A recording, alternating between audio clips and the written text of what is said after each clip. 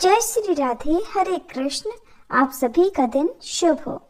प्रिय श्रोताओं, आज दिनांक है 23 अप्रैल दिन गुरुवार और आज है गंगा सप्तमी। तो आप सभी को गंगा सप्तमी की भी बहुत बहुत शुभकामनाएं। आज वैशाख मास के शुक्ल पक्ष की सप्तमी तिथि रात 8:49 तक रहेगी। इसके बाद में अष्टमी तिथि प्रारंभ होगी। वहीं आज पुनर्वसु नक्षत्र रात 8:57 तक रहेगा। इसके बाद में पुष्य नक्षत्र प्रारंभ होगा। तो आज गुरु पुष्य योग भी बन रहा है और ब्रह्म मुहूर्त सुबह 4:26 से 5:14 तक रहेगा। सूर्योदय होगा सुबह 6:03 पर। सूर्यास्त होगा शाम 6:46 पर। और आज भद्रा काल भी रहने वाला है। भद्रा का वास मृत्यु लोक में रहने के कारण रात में जिस समय भद्रा प्रारंभ होगी तब से लेकर भद्रा काल की समाप्ति तक कोई भी शुभ या मांगलिक कार्य करने से बचना चाहिए। और भद्रा काल आज रात 8:49 से प्रारंभ होगा, जिसकी समाप्ति कल सुबह 8:01 पर होगी। और आज गंगा सप्तमी के शुभ अवसर पर आप सभी को श्री गंगा स्तोत्र का पाठ पहले सुनाते हैं। उसके बाद आप सुनेंगे आज का महात्म्य स्तोत्र कवच आदि पाठ। ओम शिव स्वरूपा श्री गंगा जी को नमस्कार है। कल्याणी गंगा को नमस्कार है। देवी गंगा आप विष्णु रूपिणी हैं, आपको नमस्कार है। ब्रह्म स्वरूपा आपको नमस्कार है। रुद्र रूपिणी आपको नमस्कार है। शंकर प्रिया आपको नमस्कार है, नमस्कार है। देव स्वरूपिणी आपको नमस्कार है। औषधि रूपा आपको नमस्कार है। आप सबके संपूर्ण रोगों की श्रेष्ठ वैद्या हैं, आपको नमस्कार है। स्थावर और जंगम प्राणियों से प्रकट होने वाले विष का आप नाश करने वाली हैं, आपको नमस्कार है। संसार रूपी विष का नाश करने वाली जीवन रूपा आपको नमस्कार है। आध्यात्मिक, आधिदैविक और आधि भौतिक तीनों प्रकार के क्लेशों का संहार करने वाली आपको नमस्कार है। प्राणों की स्वामिनी आपको नमस्कार है, नमस्कार है। शांति का विस्तार करने वाली शुद्ध स्वरूपा आपको नमस्कार है। सबको शुद्ध करने वाली और पापों की शत्रु स्वरूपा आपको नमस्कार है। भोग, मोक्ष तथा कल्याण प्रदान करने वाली आपको बारंबार नमस्कार है। भोग और उपभोग देने वाली भोगवती नामा से प्रसिद्ध आप पाताल गंगा को नमस्कार है। मंदाकिनी नाम से प्रसिद्ध तथा स्वर्ग प्रदान करने वाली आप आकाश गंगा को बार बार नमस्कार है। आप भूतल, आकाश और पाताल तीन मार्गों से जाने वाली और तीनों लोकों की आभूषण स्वरूपा हैं, आपको बारंबार नमस्कार है। गंगा द्वार, प्रयाग और गंगा सागर संगम, इन तीन विशुद्ध तीर्थ स्थानों में विराजमान आपको नमस्कार है। क्षमावती आपको नमस्कार है। गाहर्यपत्य, आहवनी और दक्षिणाग्नि रूप त्रिविध आग्नेयों में स्थित रहने वाली तेजोमयी आपको बार बार नमस्कार है। आप ही अलकनंदा हैं, आपको नमस्कार है। सुधा धारामयी आपको नमस्कार है। जगत में मुख्य सरिता रूप आपको नमस्कार है। रेवती नक्षत्र रूपा आपको नमस्कार है। बृहति नामा से प्रसिद्ध आपको नमस्कार है। लोकों को धारण करने वाली आपको नमस्कार है। संपूर्ण विश्व के लिए मित्र रूपा आपको नमस्कार है। सबको समृद्धि देकर आनंदित करने वाली आपको बारंबार नमस्कार है। आप पृथ्वी रूपा हैं, आपको नमस्कार है। आपका जल कल्याणमय है और आप उत्तम धर्म स्वरूपा हैं, आपको नमस्कार है। छोटे बड़े सैकड़ों प्राणियों से सेवित आपको नमस्कार है। सबको तारने वाली आपको नमस्कार है, बारंबार नमस्कार है। संसार बंधन का उच्छेद करने वाली अद्वैत रूपा आपको नमस्कार है। आप परम शांत, सर्वश्रेष्ठ तथा मनोवांछित वर देने वाली हैं। आपको बारंबार नमस्कार है। आप प्रलय काल में उग्र रूपा हैं, अन्य समय में सदा सुख का भोग कराने वाली हैं तथा उत्तम जीवन प्रदान करने वाली हैं। आपको नमस्कार है। आप ब्रह्मनिष्ठ, ब्रह्म ज्ञान देने वाली तथा पापों का नाश करने वाली हैं। आपको बार बार नमस्कार है। प्रणत जनों की पीड़ा का नाश करने वाली जगन माता, आपको नमस्कार है। आप समस्त विपत्तियों की शत्रुभूता तथा सबके लिए मंगल स्वरूपा हैं। आपको बारंबार नमस्कार है। शरणागतों, दीनों तथा पीड़ितों की रक्षा में संलग्न रहने वाली और सबकी पीड़ा दूर करने वाली देवी नारायणी, आपको नमस्कार है।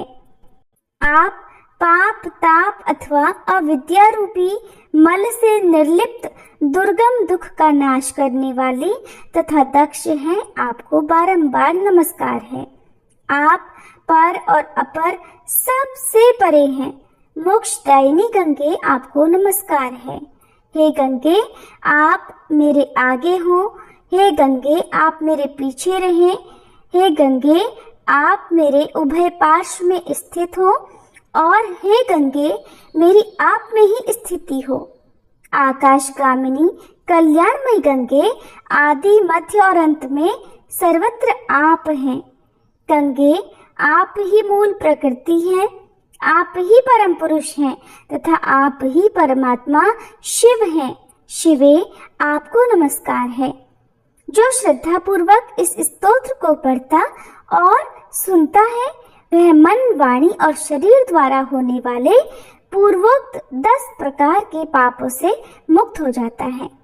ये स्तोत्र जिसके घर में लिख कर रखा हुआ हो, उसे कभी अग्नि, चोर और सर्प आदि का भय नहीं होता।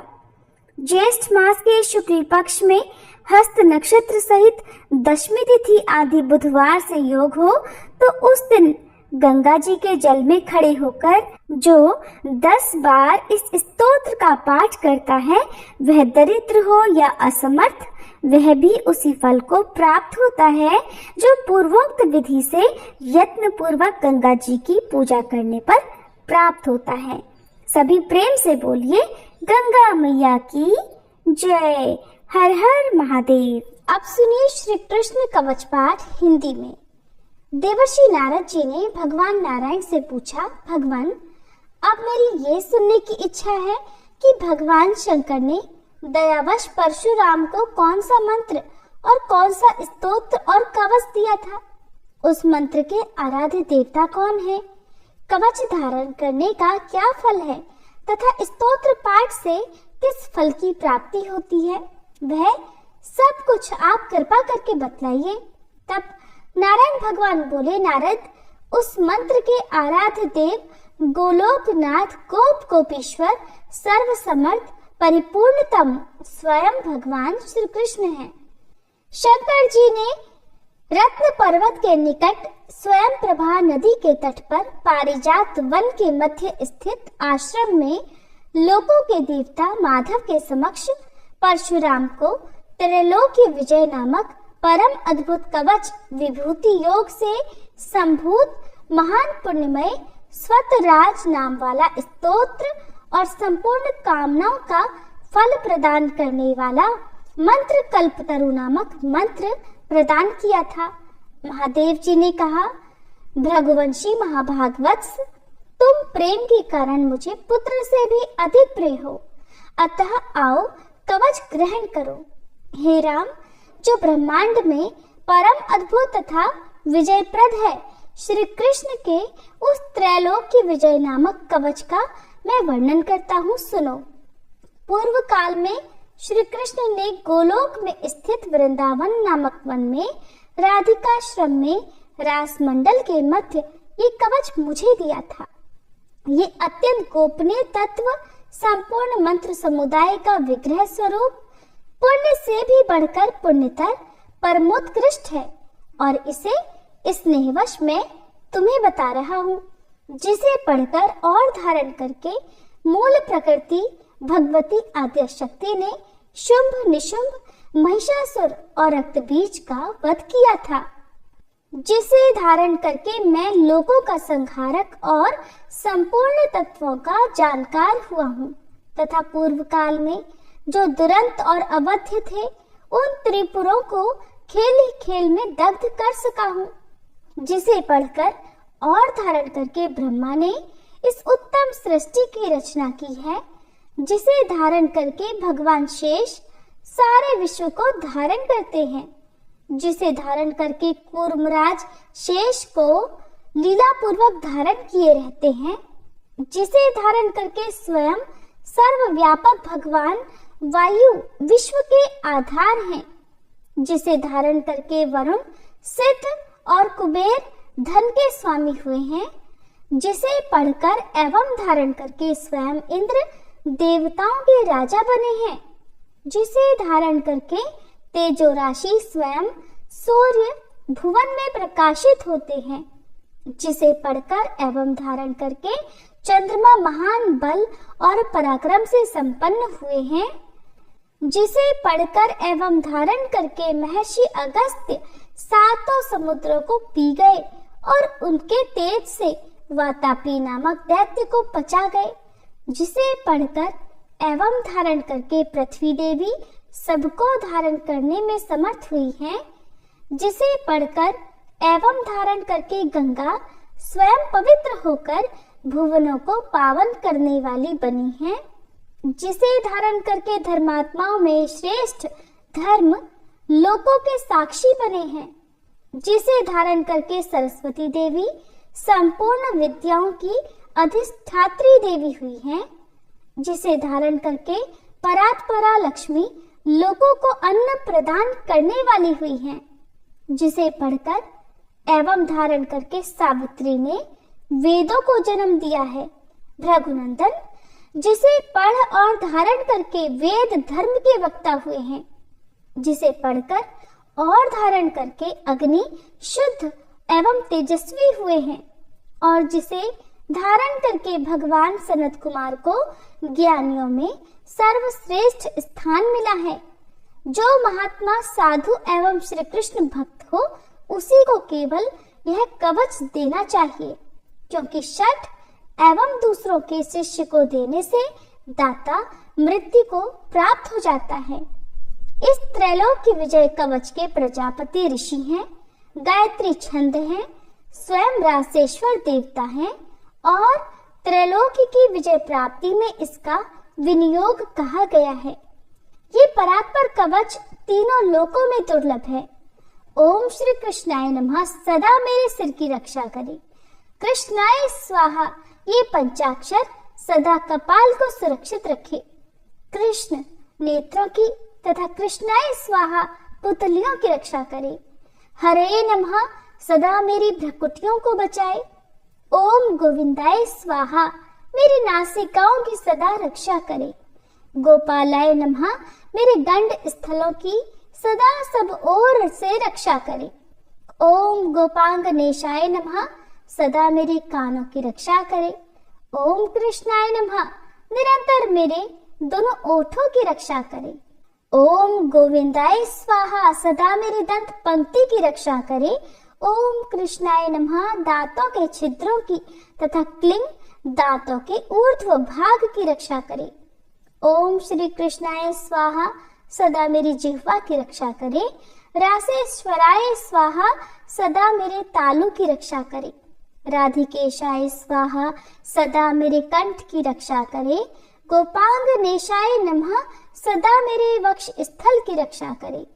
ओम गोपेशाय स्वाहा सदा मेरे कंधों की रक्षा करे।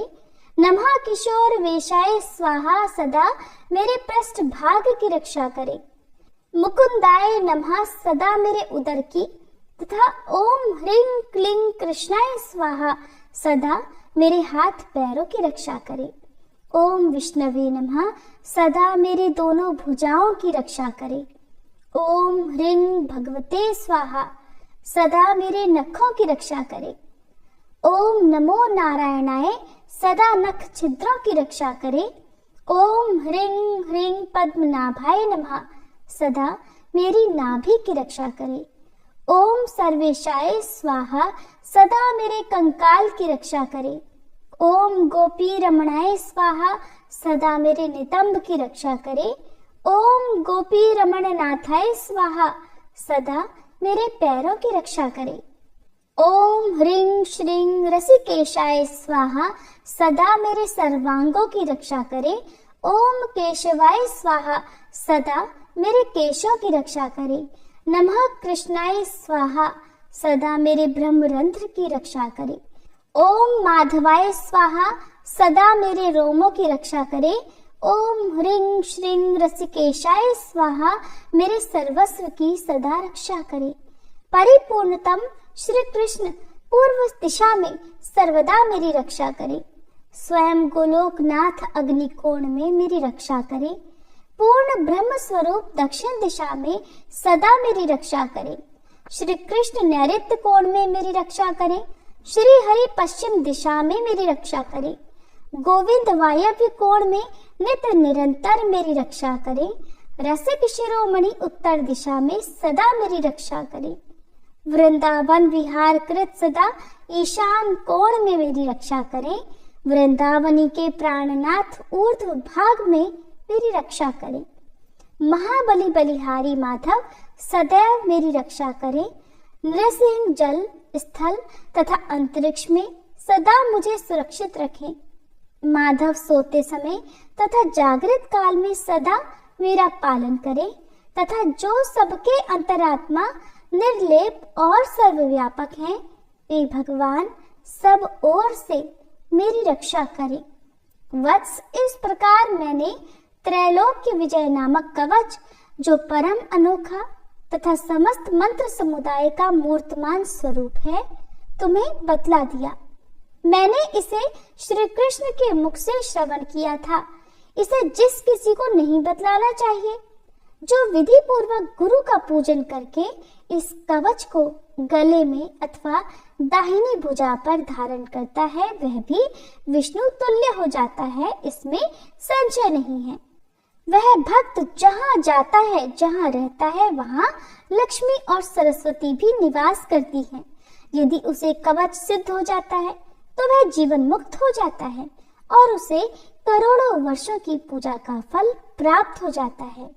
हजारों राजसूय, सैकड़ों वाजपेयी, 10,000 अश्वमेध, संपूर्ण महादान तथा पृथ्वी की प्रदक्षिणा, ये सभी इस त्रैलोक्य विजय की 16वीं कला की भी समानता नहीं कर सकते। व्रत उपवास का नियम, स्वाध्याय, अध्ययन, तपस्या और समस्त तीर्थों में स्नान, ये सभी इसकी एक कला को भी नहीं पा सकते। यदि मनुष्य इस कवच को सिद्ध कर ले तो निश्चय ही उसे सिद्धि, अमरता और श्री हरि की दास्ता आदि सब कुछ मिल जाता है। जो इसका 10 लाख जप करता है, उसे यह कवच सिद्ध हो जाता है। और जो सिद्ध कवच होता है वह निश्चय ही सर्वज्ञ हो जाता है। परंतु जो इस कवच को जाने बिना श्री कृष्ण का भजन करता है, उसकी बुद्धि अत्यंत मंद है। उसे करोड़ों कल्पों तक जप करने पर भी मंत्र सिद्धिदायक नहीं होता। वत्स, इस कवच को धारण करके तुम आनंद पूर्वक निशंक होकर अनायास ही 21 बार पृथ्वी को क्षत्रियों से शून्य कर डालो। पुत्र, प्राण संकट के समय राज्य दिया जा सकता है, सिर कटाया जा सकता है और प्राणों का परित्याग भी किया जा सकता है, परंतु ऐसे कवच का दान कभी नहीं करना चाहिए। इति श्री कृष्ण कवचम पाठ संपूर्णम। अब सुनिए सीता नित्य नेम की कहानी। इस कहानी को सीता माता कहती थी और प्रभु श्री राम सुना करते थे। एक दिन श्री राम भगवान को किसी काम के लिए बाहर जाना पड़ा, तो सीता माता कहने लगी कि भगवान, मेरा तो 12 वर्ष का नित्य नेम है, अब आप बाहर जाएंगे तो मैं अपनी कहानी किसे सुनाऊंगी। तब श्री राम ने कहा कि सीते, आप कुएं की पाल पर जाकर बैठ जाना और वहां पर जो भी औरतें पानी भरने आएंगी उन्हें अपनी कहानी सुना दिया करना। सीता माता कुएं की पाल पर जाकर बैठ गई। तभी एक स्त्री आई। उसने रेशम की जरी की साड़ी पहन रखी थी और सोने का घड़ा ले रखा था। सीता माता उसे देखकर कहने लगी, बहन, मेरा 12 वर्ष का नितनेम सुन लो। पर वह स्त्री बोली कि मैं तुम्हारा नितनेम सुनूंगी तो मुझे तो घर जाने में देर हो जाएगी और मेरी सास मुझसे झगड़ा करेगी। इसलिए उसने कहानी नहीं सुनी और अपने घर चली गई। लेकिन उसके घर जाते ही उसकी रेशम जरी की साड़ी फट गई। सोने का घड़ा मिट्टी के घड़े में बदल गया। सासू ने देखा तो पूछा, अरे बहू, ये किसका दोष अपने सिर लेकर आ गई है? बहू बोली, माँ जी, कुएं पर एक औरत बैठी थी। उसने अपनी कहानी सुनने के लिए कहा, लेकिन मैंने नहीं सुनी। शायद उसी का ये फल मुझे मिला है। बहू की बात सुनकर अगले दिन वही साड़ी और वही घड़ा लेकर सास कुएं की पाल पर गई। सास को वहीं पर सीता माता बैठी मिली तो माता सीता ने कहा, बहन, मेरी कहानी सुन लीजिए। सासू बोली, एक बार छोड़, मैं तो 4 बार कहानी सुन लूंगी। तब सीता माता बोली, राम आए लक्ष्मण आए, देश के पुजारी आए, नित नेम का नेम लाए, आओ राम बैठो राम, तपी रसोई जीमो राम, माखन मिश्री खाओ राम, दूध पताशा पियो राम, सूत के पलका मोठो राम, शाल दुशाला पोठो राम, शाल दुशाला ओढ़ो राम। जब बोलूं राम ही राम, राम सवारे सबके काम, खाली घर भंडार भरेंगे, सबका बेड़ा पार करेंगे। श्री राम जय जय राम। सासू बोली, बहन, कहानी तो बहुत अच्छी लगी। फिर कहानी सुनकर सासू घर चली गई और उसकी साड़ी फिर से रेशम जरी की बन गई। मिट्टी का घड़ा भी फिर वापस से सोने के घड़े में बदल गया। बहू ने देखा तो कहने लगी, सासू माँ, आपने ये सब कैसे किया? सासू बोली, बहू, तू दोष लगा कर आई थी और मैं अब दोष उतार कर आ रही हूँ। बहू ने पूछा कि माँ जी, वह कुएं वाली स्त्री कौन है? सासू ने बताया कि वह तो सीता माता थी। वो पुराने से नया कर देती हैं, खाली घर में भंडार भर देती हैं। वह लक्ष्मी जी का वास घर में कर देती हैं और मनुष्य की जो भी इच्छा हो उसे पूर्ण कर देती हैं। बहू बोली, माँ जी, फिर तो ऐसी कहानी मुझे भी सुना दो। सास बोली कि ठीक है, तुम भी सुनो। फिर सास ने कहानी शुरू की। राम आए लक्ष्मण आए, देश के पुजारी आए, नित नेम का नेम लाए, आओ राम बैठो राम, तपी रसोई जीमो राम, माखन मिश्री खाओ राम, दूध बताशा पियो राम, सूत के पलका मोठो राम, शाल दुशाला पोठो राम, शाल दुशाला ओढ़ो राम। जब बोलूं राम ही राम, राम सवारे सबके काम, खाली घर भंडार भरेंगे, सबका बेड़ा पार करेंगे। बोलो श्री राम जय जय राम। कहानी सुनकर बहू बोली, माँ जी, कहानी तो बहुत अच्छी है। सासू ने कहा, ठीक है, अब से हम इस कहानी को रोज किया करेंगे। अब सास बहू रोज सवेरे उठती, नहाती धोती और पूजा करने के बाद नित्य-नेम की सीता माता की कहानी कहती। एक दिन की बात है, उनके यहाँ पड़ोस की एक औरत आई और बोली कि बहन, जरा सी आंच तो देना। तो बहू बोली कि आंच तो अभी हमने जलाई ही नहीं। पड़ोसन बोली, तो फिर तुम सुबह 4 बजे से उठकर क्या कर रही हो? तो उन्होंने कहा कि हम तो सुबह सुबह उठकर पूजा करते हैं, फिर सीता माता की नित्य नेम की कहानी कहते हैं। पड़ोसन ने उनकी बात सुनकर फिर कहा कि सीता माता की कहानी कहने से तुम्हें क्या मिला? तब वे दोनों बोली कि सीता माता की कहानी कहने से घर में भंडार भर जाते हैं, सारे काम पूर्ण हो जाते हैं, मन की इच्छा भी पूरी होती है। पड़ोसन ने कहा, बहन अगर ऐसा है तब तो फिर मुझे भी कहानी सुना दो। तब बहू बोली कि ठीक है, तुम भी ये कहानी सुन लो।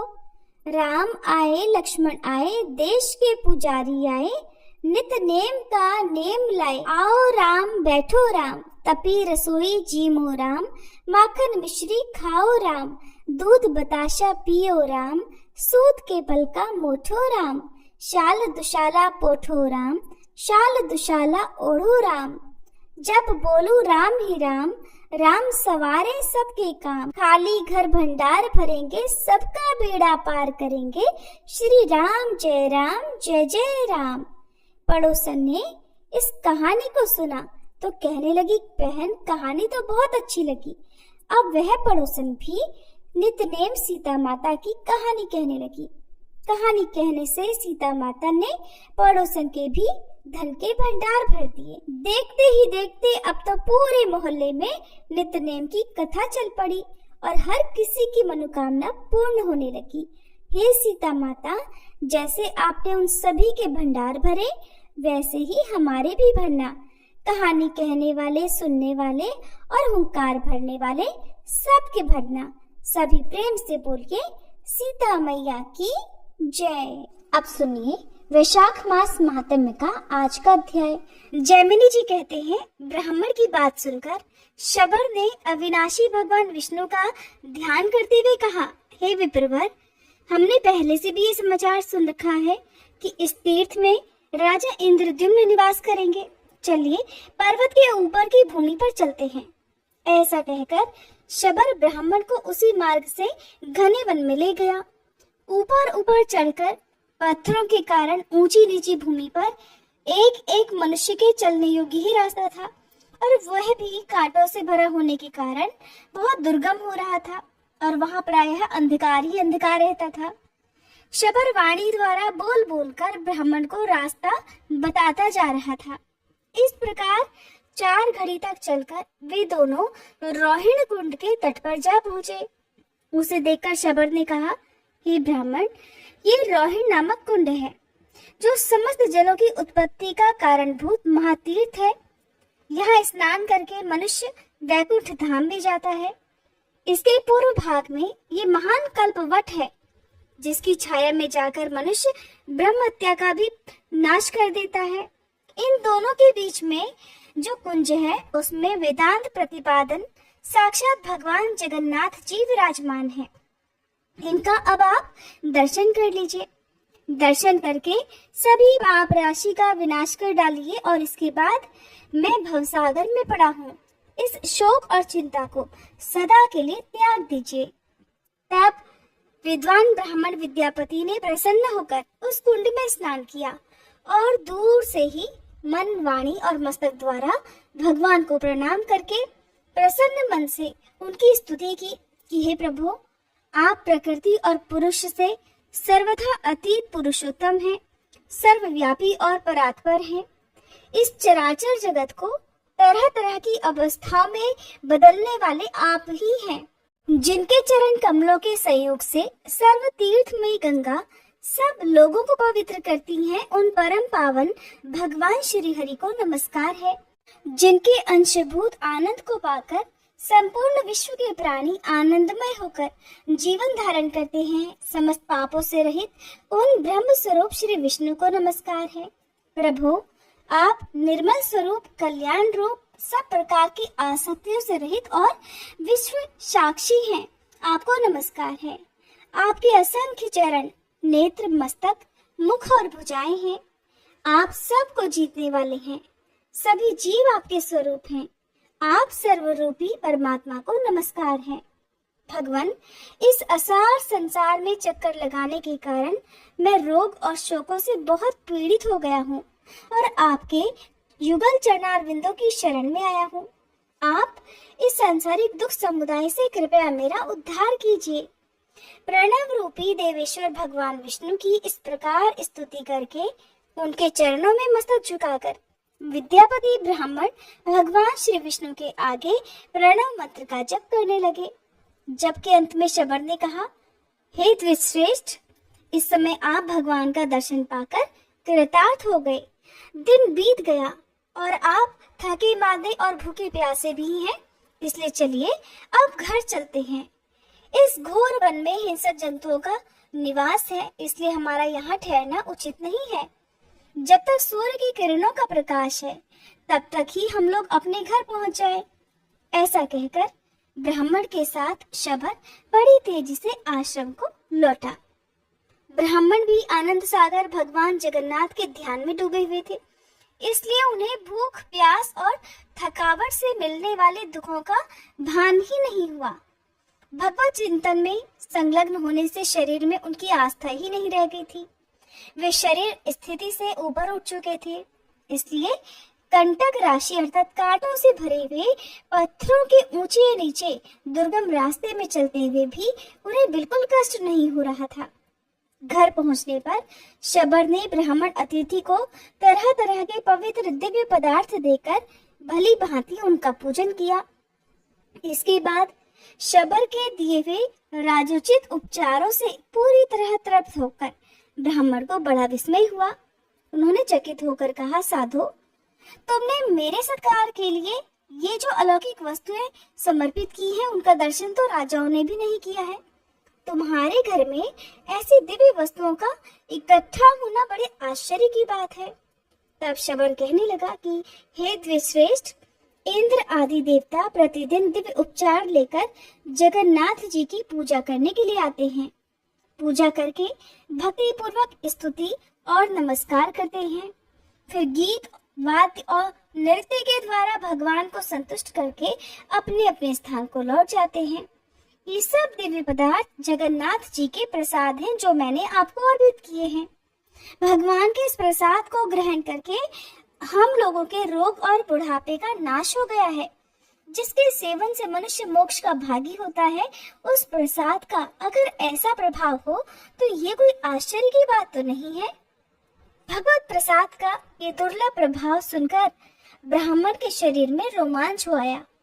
आनंद के आंसुओं से उनकी आंखें बंद हो गई और उन्होंने अपने आप को धन्य मानते हुए कहा, अहो, ये शबर कुल में उत्पन्न मनुष्य हर दिन अविनाशी परमात्मा का दर्शन करता है और उनके प्रसाद स्वरूप दिव्य भोग का उपभोग करता है।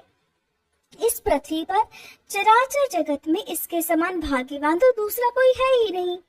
इसके साथ मित्रता करके मैं भी अब इसी वन में निवास करूंगा।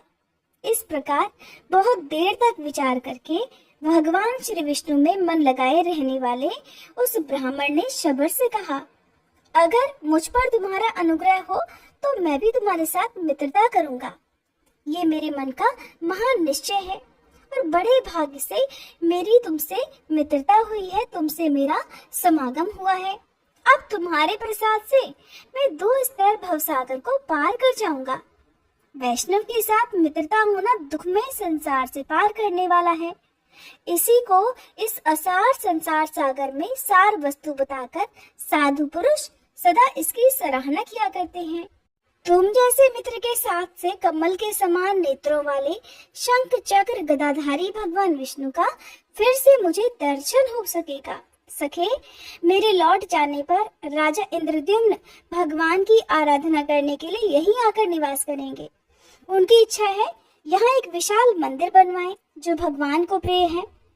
जगन्नाथ जी की पूजा के लिए सहस्त्रों उपचारों का मैं प्रबंध करूंगा, ये उनकी महाप्रतिज्ञा है। सुनकर शबर ने कहा, हे सखे, ये भी पुरातन काल से वैसी ही बात प्रसिद्ध है जैसी कि आपने इंद्रद्युम्न के आगमन के बारे में कही है। केवल इतनी ही बात होगी कि राजा यहाँ नील माधव का दर्शन नहीं कर सकेंगे। भगवान ने यमराज से एक प्रतिज्ञा की है और उसके अनुसार वे शीघ्र ही स्वर्णमयी बालू में छुपकर अदृश्य हो जाएंगे। आपने महान सौभाग्य के फल से भगवान का प्रत्यक्ष दर्शन कर लिया है। इंद्रद्युम्न के आने पर निश्चय ही वे आंखों से ओझल हो जाएंगे, परंतु ये बात आपको राजा के सामने नहीं कहनी चाहिए। राजा जब यहाँ आकर भगवान को नहीं देखेंगे और अन्न जल त्याग कर मरने को तैयार हो जाएंगे, तब स्वप्न में उन्हें भगवान गदाधर का दर्शन होगा और उन्हीं की आज्ञा से वे भगवान की काष्ठमयी अर्थात लकड़ियों की 4 मूर्तियों को श्री ब्रह्मा जी के द्वारा स्थापित कराकर भक्ति पूर्वक उनकी पूजा करेंगे। इस प्रकार परस्पर पुण्यमयी चर्चा करके वे दोनों सुंदर स्थान में पल्लव बिछी हुई शैया पर सो गए। सवेरा होने पर दोनों ने तीर्थराज समुद्र के जल में विधि पूर्वक स्नान किया और भगवान माधव को प्रणाम करके राजा के रहने योग्य उत्तम स्थान का निश्चय करके फिर वे दोनों लौट आए। इसके बाद अपने मित्र से विदा लेकर ब्राह्मण रथ पर आरूढ़ होकर जिस प्रकार से आए थे उसी प्रकार से अवंतीपुर को चले गए। इधर रथ पर बैठे हुए विद्यापति ब्राह्मण ने ये सोचा कि मैंने जो भगवान नीलमाधव का दर्शन कर लिया उससे मेरा कर्तव्य तो पूरा हो गया। अब श्री पुरुषोत्तम क्षेत्री की परिक्रमा करके शीघ्र ही यहाँ से लौटूं। ऐसा निश्चय करके वे नाना प्रकार के वृक्षों से भरे हुए क्षेत्र और वन को देखते हुए उस समय उस पुरुषोत्तम तीर्थ की परिक्रमा करने लगे। परिक्रमा पूरी करके भगवान का ध्यान करते हुए बिना कुछ खाए पिए चले और शाम होते होते अवंतीपुर में पहुंच गए।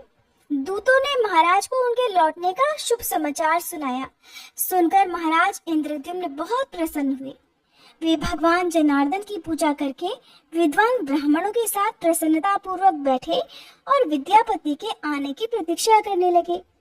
ठीक इसी समय प्रवेश मार्ग बताने वाले छड़ीदार सिपाहियों द्वारा और द्वारपालों द्वारा सूचित किए हुए रास्ते से अत्यंत उतावले हुए पूर्ववासियों के साथ विद्यापति ब्राह्मण ने भगवान नीलमाधव की प्रसाद स्वरूप सुंदर माला हाथ में लेकर राजा के आगे दरबार में प्रवेश किया।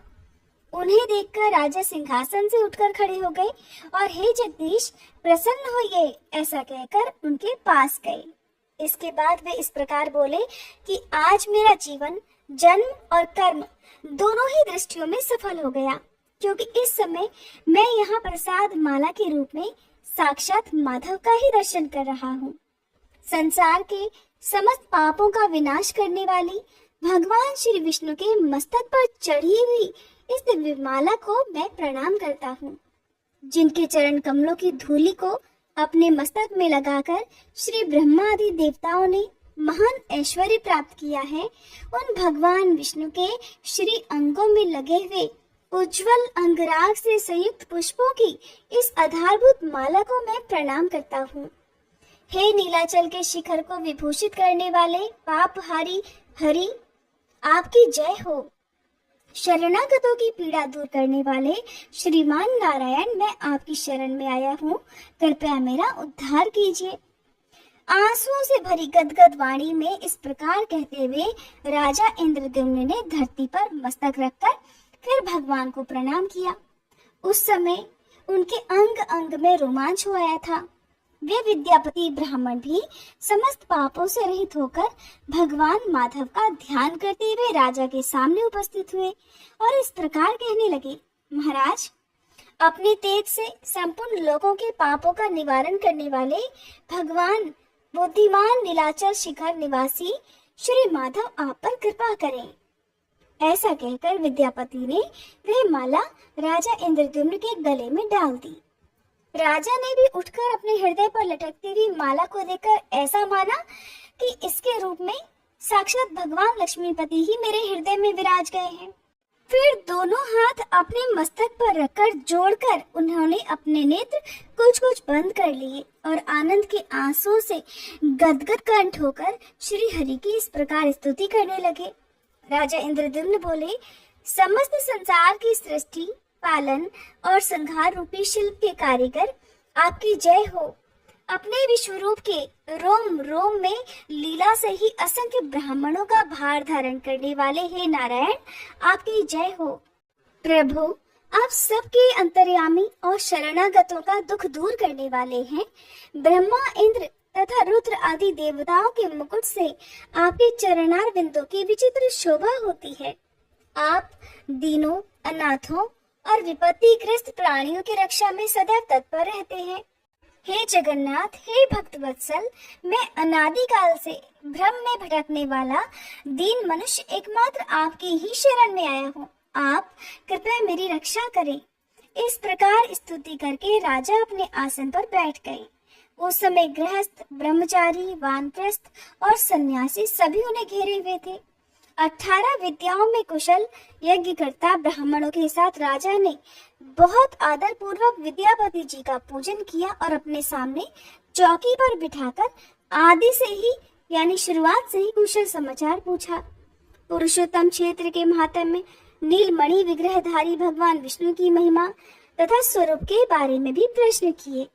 तब विद्यापति ने अपने अनुभव में आए हुए शबर द्वीप में प्रवेश से लेकर समुद्र में स्नान करने तक के पुरुषोत्तम क्षेत्र संबंधी सारे वृत्तांत को विस्तार पूर्वक कह सुनाया। नीलाचल पर चढ़ना, नील माधव का दर्शन करना, रोहिण कुंड में स्नान करना, कल्पवट की महिमा, नरसिंह आदि स्वरूपों की प्रतिष्ठा, 8 शिव और 8 शक्तियों की स्थिति, रथ से घूमकर देखी हुई पुरुषोत्तम क्षेत्र की लंबाई और चौड़ाई सबका क्रमशः और बिल्कुल वैसे ही वर्णन कर दिया। यह अद्भुत वृतांत सुनकर राजा बहुत प्रसन्न हुए। प्रसन्न मन से उन्होंने कहा, भगवान, नीलेंद्र मणिमय विग्रह वाले भगवान श्री विष्णु के स्वरूप का भी अब यथार्थ वर्णन कीजिए। तब विद्यापति बोले, राजन, मैं भगवान जगन्नाथ की उस दिव्य मूर्ति का वर्णन करता हूँ जिसे इन चर्म चक्षु अर्थात नेत्रों से देखकर मनुष्य मोक्ष का भाजन बन जाता है। भगवान की वह मूर्ति बहुत प्राचीन तथा इंद्रनील मणि नामक पत्थर की बनी हुई है। ब्रह्मा, रुद्र और इंद्र आदि देवता प्रतिदिन जाकर उसकी पूजा करते हैं। यह दिव्य माला देवताओं ने ही पूजा में अर्पित की थी। राजन, ये न तो कभी मलिन होती है और न कभी इसकी सुगंध ही कम होती है।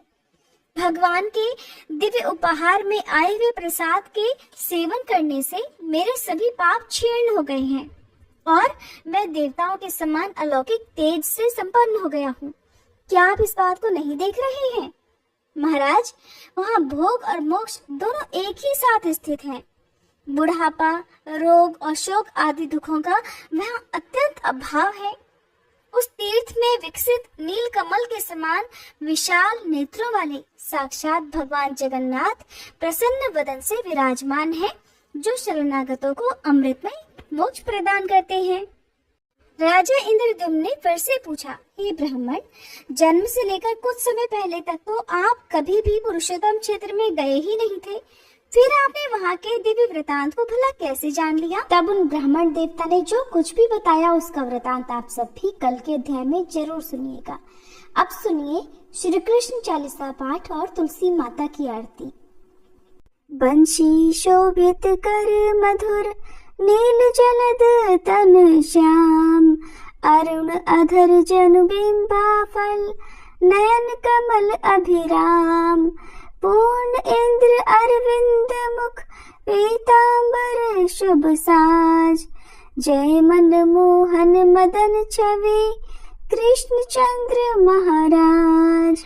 जय यदुनंदन जय जगवंदन, जय वसुदेव देवकी नंदन, जय यशोदासुत नंद दुलारे, जय प्रभु भक्तन के धृग तारे, जय नट नागर नागिन थैया, कृष्ण कन्हैया धीनु चरैया, पुनि नख पर प्रभु गिरवर धारो, आओ दीनन कष्ट निवारो, वंशी मधुर अधर धर तेरी, होवे पूर्ण मनोरथ मेरो, आओ हरि पुनि माखन चाखो, आज लाज भारत की राखो, गोल कपोल चिबुक अरुणारे, मृदु मुस्कान मोहिनी डारे,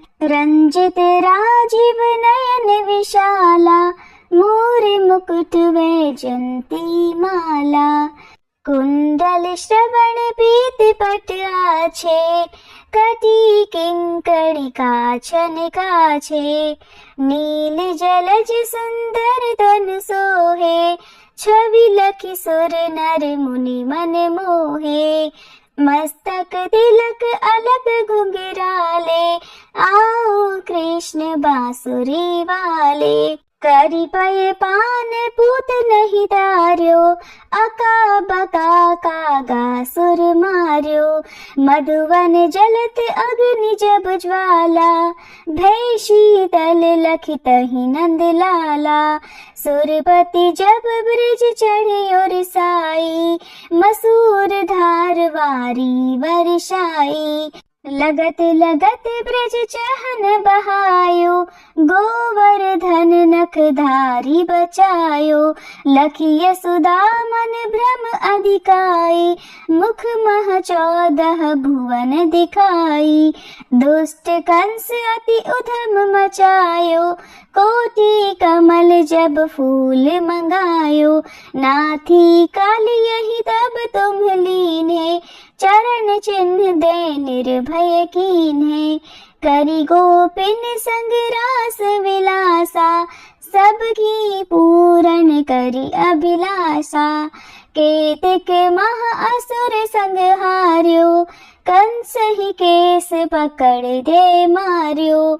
मात पिता की बंदी छुड़ाई, उग्र सेन कह राज दिलाई।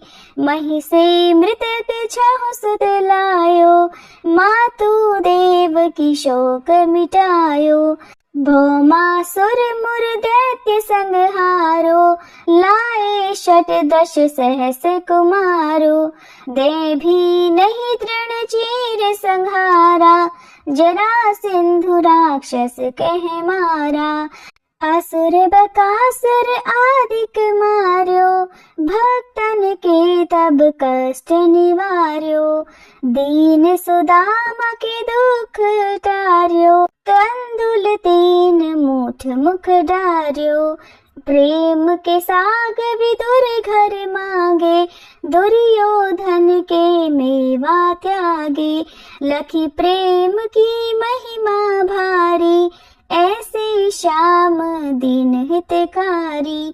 भारत के पारथ रथ हाके, लिए चक्र कर नहीं बल ताके।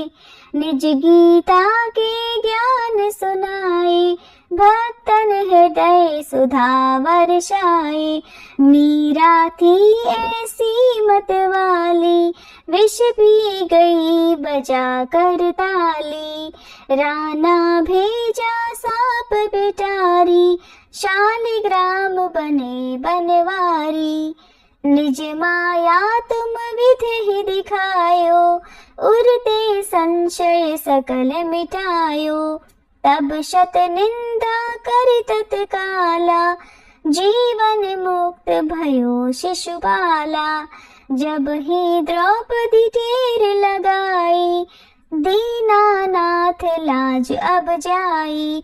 तुरत ही वसन बने नंद लाला, बढ़े चीर भय अरि मुह काला। असनाथ के नाथ कन्हैया, डूबत भंवर बचावत नैया। सुंदर दास आस उरधारी, दया दृष्टि की जय बनवारी। नाथ सकल मम कुमति निवारो, क्षमहु बेगी अपराध हमारो।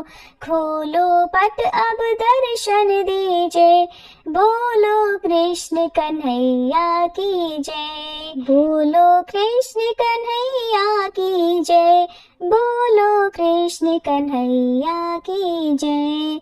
ये चालीसा कृष्ण का पाठ करे और धारी, अष्ट सिद्धि नवनिधि फल लहे पदार्थ चारी। बोलो श्री कृष्ण भगवान की जय। तुलसी महारानी नमो नमो, हरि की पटरानी नमो नमो। धन तुलसी पूरण तप कीनो, धन तुलसी पूरण तप कीनो। शालिग्राम बनी पटरानी नमो नमो, तुलसी महारानी नमो नमो।